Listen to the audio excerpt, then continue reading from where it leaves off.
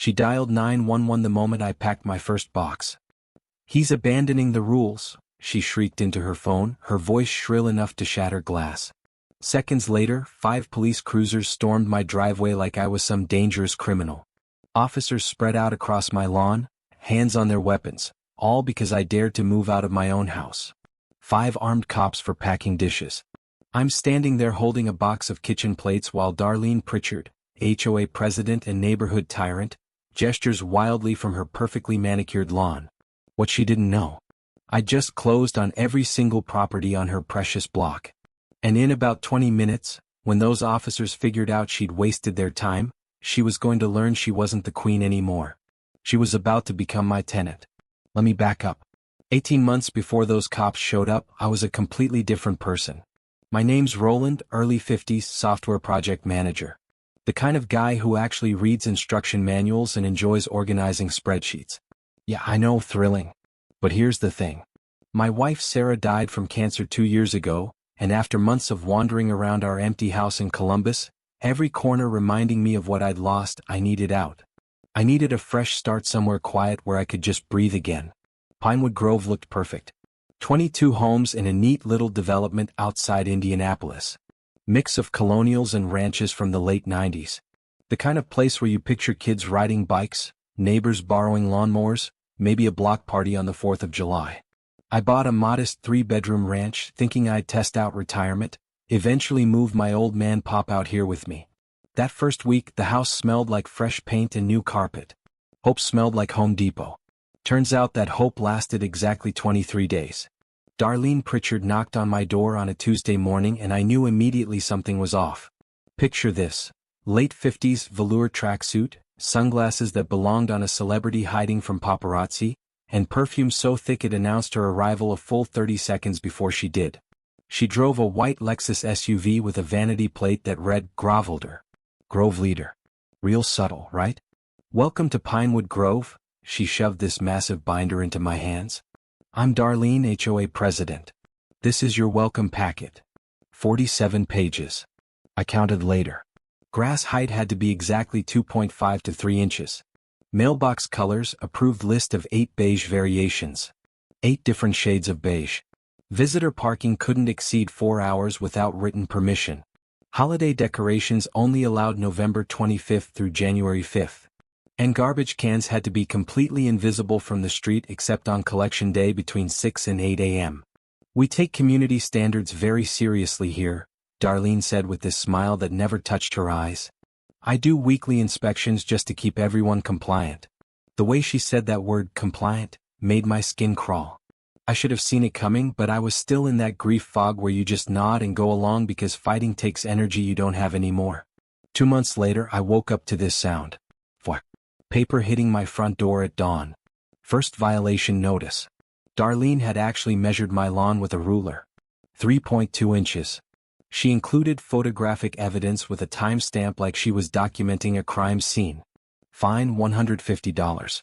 Month 4 my father came to visit. Pops, 76, Vietnam vet, drives this small camper because hotels kill his back. He parked it in my driveway, and within 2 hours there's another notice taped to my door. Recreational vehicles banned per section 12.4c. Fine $500. $500 for my father's camper in my own driveway.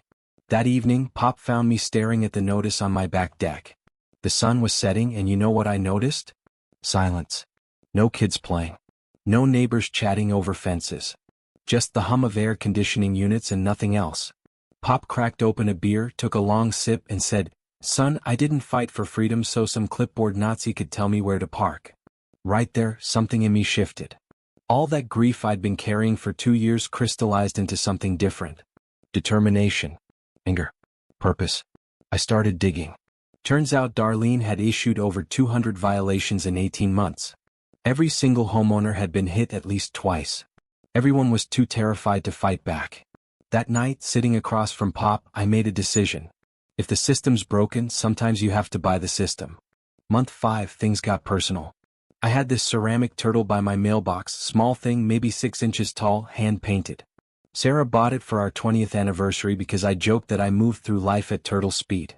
Slow, steady, always getting there eventually. After she died, that stupid turtle became one of the few things I couldn't pack away. I came home from grocery shopping on a Saturday and there it was. Another notice. Unapproved lawn ornament violates aesthetic cohesion standards, Section 7.3b. Fine $300. $300 for a turtle the size of my hand. I sat in my car for 20 minutes just staring at that notice, my hands shaking. This wasn't about rules anymore. This was about control. About someone who got off on making people miserable.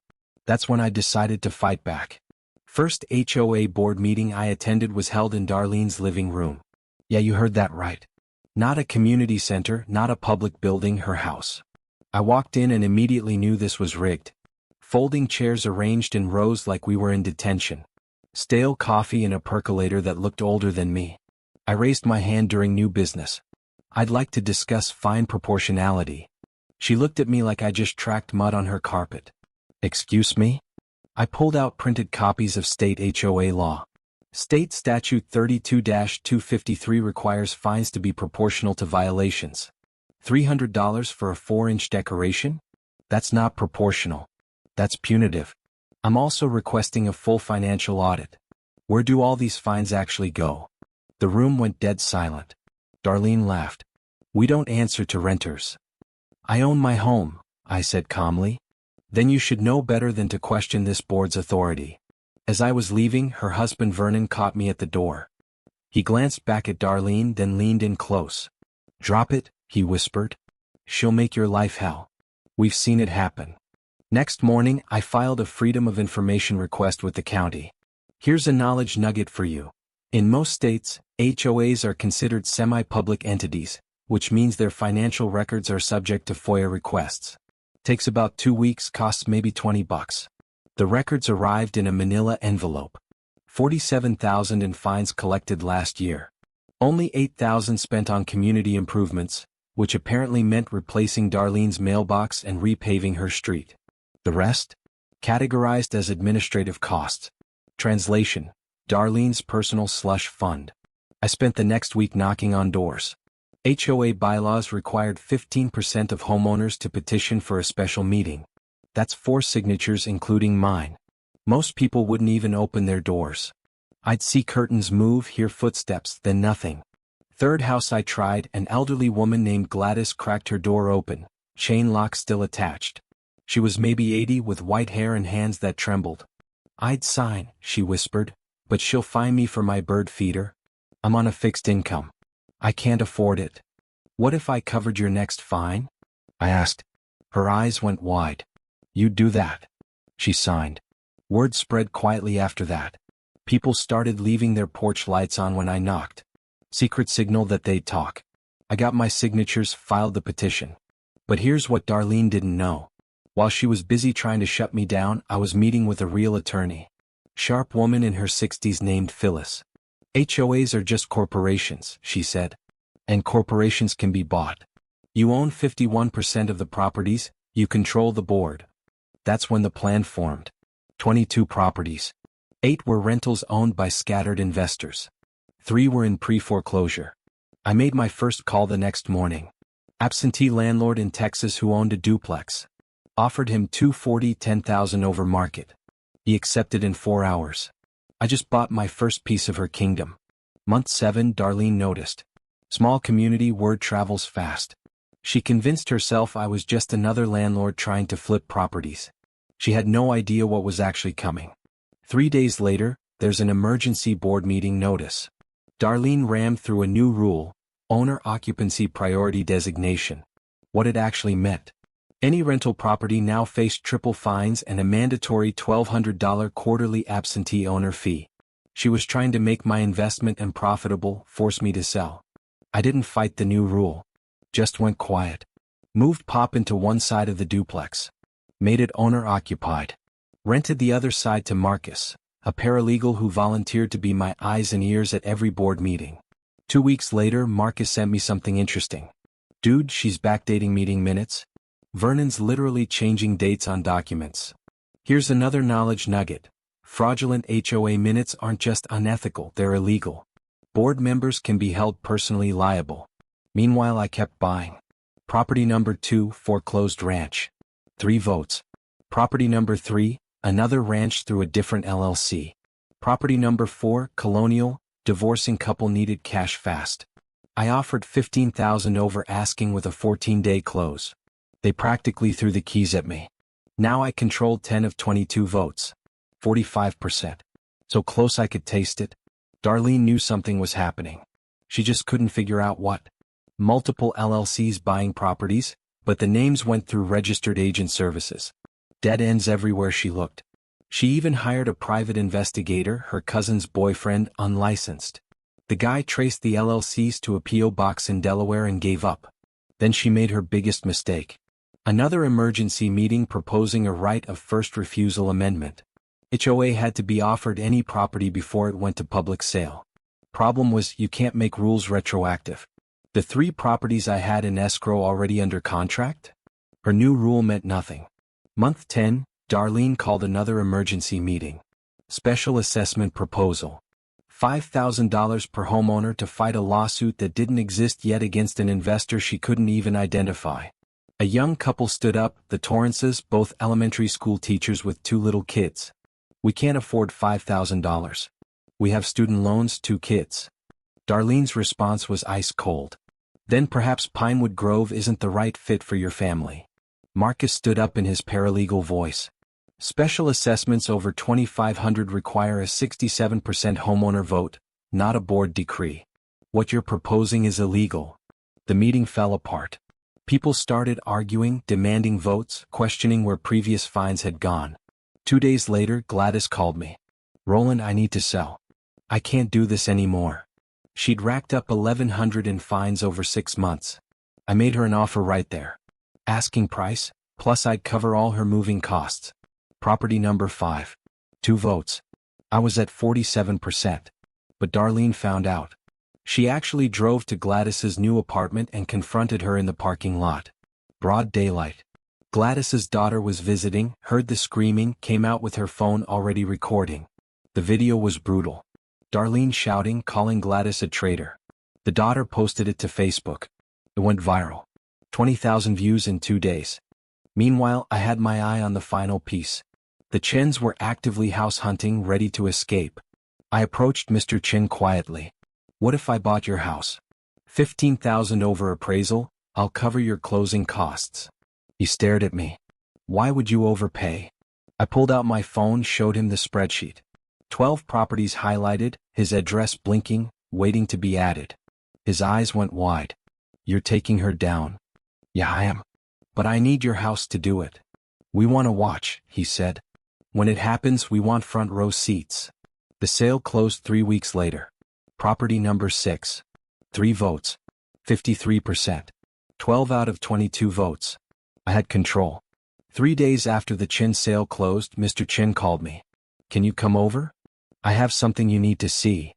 He met me at the door with a manila folder stuffed so full the edges were splitting.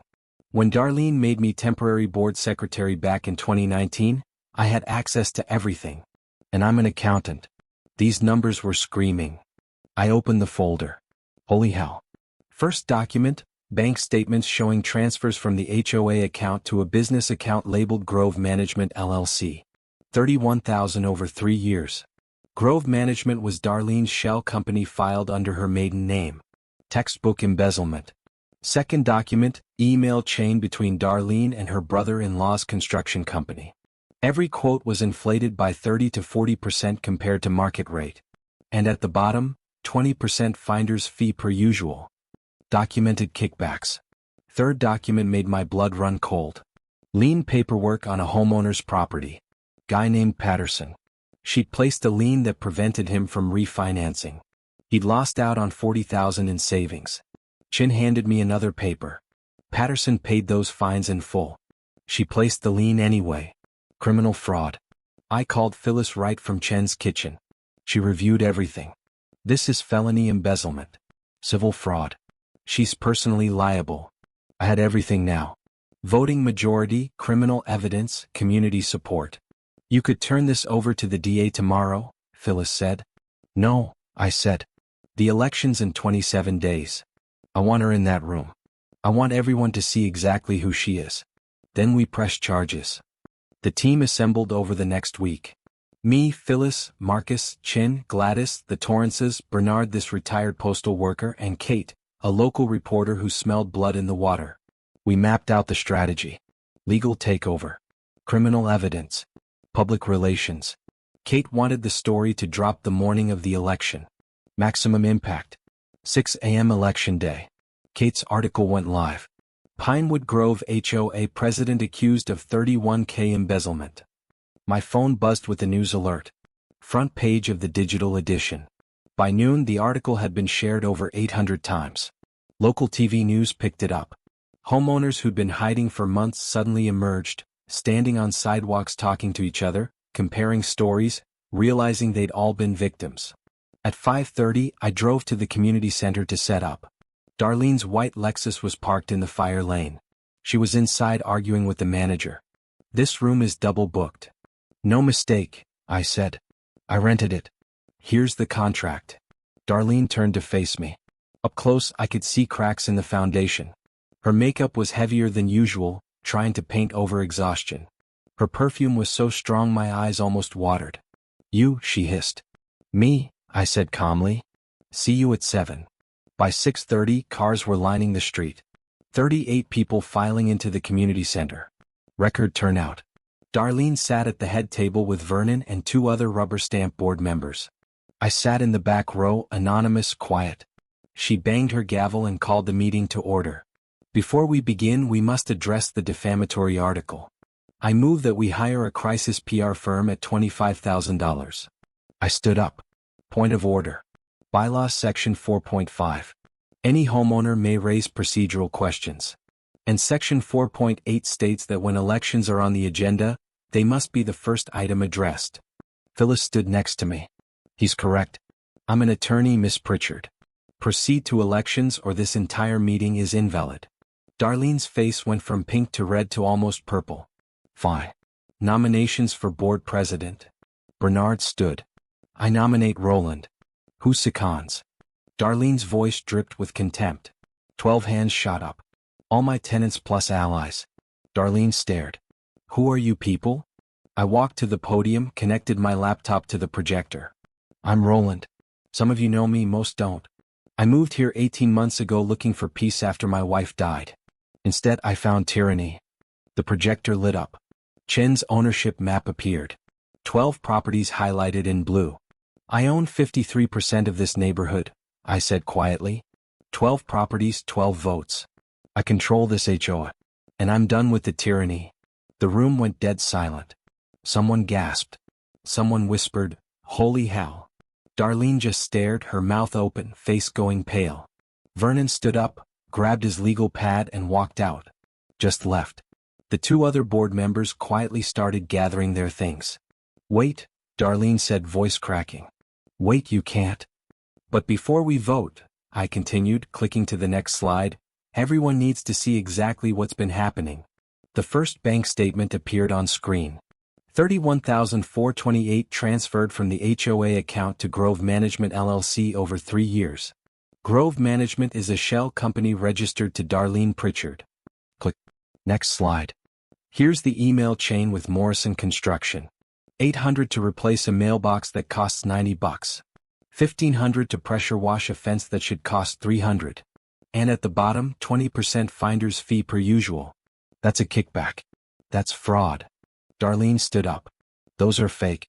Photoshopped. They're from county records and the HOA's own files. Everything's been authenticated." Click. Next slide. This one's my favorite. Patterson family. Darlene claimed they owed fines, placed a lien on their house. That lien prevented them from refinancing. They lost $40,000 in savings. I pulled out another sheet. Here's Patterson's bank records showing he paid every fine in full before the lien was filed. She placed a fraudulent lien on a family's home. The room erupted. Phyllis stood up. "I'm attorney Phyllis Chin. I've provided all of this evidence to the district attorney. A criminal investigation opened this morning. Charges pending include embezzlement, fraud, and racketeering." Darlene's face went completely white. "You came here to destroy me. You planned this whole thing." "No," I said. "I came here for a fresh start after my wife died. You destroyed yourself. I just documented it. I looked around the room. Every fine you've issued, every rule you've enforced, every threat you've made, it was all about control, about power, about money. You weren't protecting this community. You were bleeding it dry. Kate, the reporter, stood from the back row. Miss Pritchard, are you aware that Morrison Construction is currently under FBI investigation for bid rigging in 3 counties? Darlene's knees actually buckled. She hadn't known. Her brother-in-law's company wasn't just crooked. It was federally crooked. This is a witch hunt, Darlene said, voice cracking. I'm leaving. Bernard stood up. You owe me $1,100 in fraudulent fines. You're not leaving until we vote.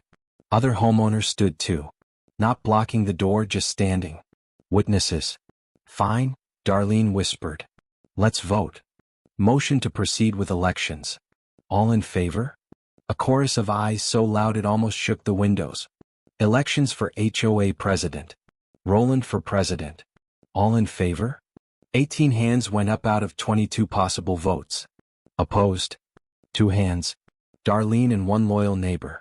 Motion passes. I'm the new HOA president. My first official action. Darlene Pritchard is removed from all HOA accounts effective immediately.